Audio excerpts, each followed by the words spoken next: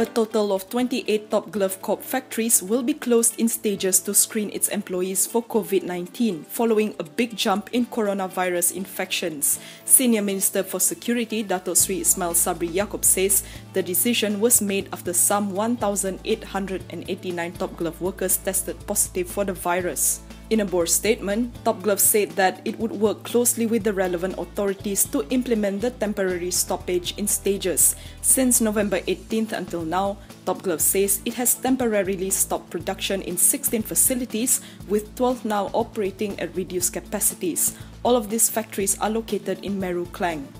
Today, the Taratai cluster, which is linked to the world's largest glove manufacturer, not only saw a spike of 1,067 new cases, but was the main contributor to the country's new daily cases. Top Glove's worker dormitories in Klang and its surrounding areas are currently under enhanced MCO until November 30th. According to the Health Ministry, Malaysia posted a new record of 1,884 new infections, with the majority from Selangor with 1,203 infections. As of today, a total of 883 patients have recovered, while there were 2 new deaths.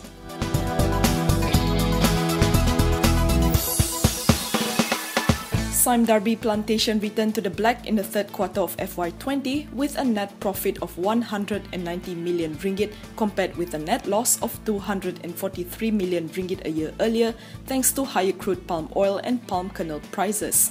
In its board's filing, SDP said quarterly revenue grew 13% year-on-year to 3.18 billion ringgit from 2.82 billion ringgit. The group explained that 3Q's recurring profit was mainly due to the upstream segment, helped by lower impairment charges recognized during the quarter. In a separate statement, SDP Chairman Tan Sri Megat Najmuddin Megat Has said the group will remain focused on delivering value amid the current challenging environment. Group MD Mohammad Helmi Othman Basha said, despite the challenges posed by the pandemic, CPO prices continue to be supported in the second half of 2020, while demand for palm oil has improved and is expected to grow further in 2021.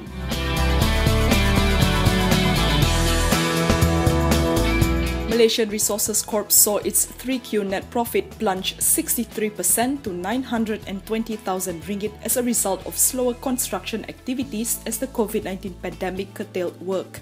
Revenue fell 20.2% to 297.63 million ringgit from 372.74 million ringgit posted last year. In its filing with Bursa Malaysia, the group explained that its quarterly performance was affected by slower construction progress arising from strict compliance to SOPs and movement restrictions. MRCB was also affected by the lockdown in Australia's Victoria state, stymieing revenue recognition from 1060 Carnegie. However, it should be noted that 3Q numbers are an improvement from 2Q, where MRCB posted a net loss of 219.61 million ringgit. Pandemic-linked impairment provisions also impacted overall cumulative earnings. Going forward, MRCB said for the property segment, its priorities for the remainder of the year is to enhance cash flow by monetizing its inventory as well as to focus on its ongoing projects.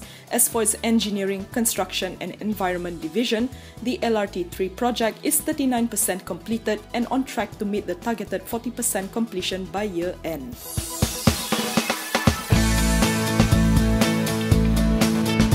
Hibiscus Petroleum intends to use part of the 203.6 million ringgit proceeds raised from a fundraising exercise to bid for assets in Southeast Asia over the next 6 months. In a virtual media briefing today, Hibiscus MD Dr. Kenneth Gerard Pereira said it is eyeing high-quality, good value-producing upstream oil and gas assets expected to yield a minimum return of 12%. He adds that some of these assets are readily available in the market and that the group is engaged in the processes. Hibiscus had issued 203.6 million Islamic convertible redeemable preference shares, the largest CRPS issuance this year, which were listed on Bursa Malaysia today, and the first of a multi-tranche CRPS exercise of up to 2 billion ringgit. On Outlook, Chairman Zainul Rahim Muhammad Zain says the group expects the oil price to move up slightly in the second half of 2021 and strengthen further from 2022 onwards. This is on the assumption that the pandemic is eventually going to flatten, which will improve global economic prospects.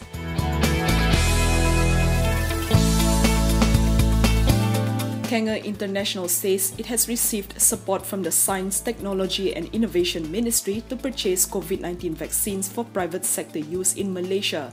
It said in a statement that the National Institutes of Biotechnology Malaysia, an agency under MOSTI, sees no issue with the group liaising with China National Pharmaceutical Group on the purchase of vaccines. ED Stephen Kwa Chun Ching says Kanga is pleased to receive MOSTI's support as it demonstrates its efforts in exploring all avenues to gain the vaccine, an endeavour that involves participation from both the public and private sector. To recap, Kanga announced on September 29th its intention to venture into the distribution of COVID-19 vaccines and had inked a collaboration agreement with Sinopharm, a Chinese state-owned enterprise and the largest and oldest biotech company in China. It has developed 2 COVID-19 vaccines that have already entered phase 3 trials, the final stage before being approved for general use in over 10 countries, including the UAE, Bahrain, Peru, Pakistan and Jordan, among others.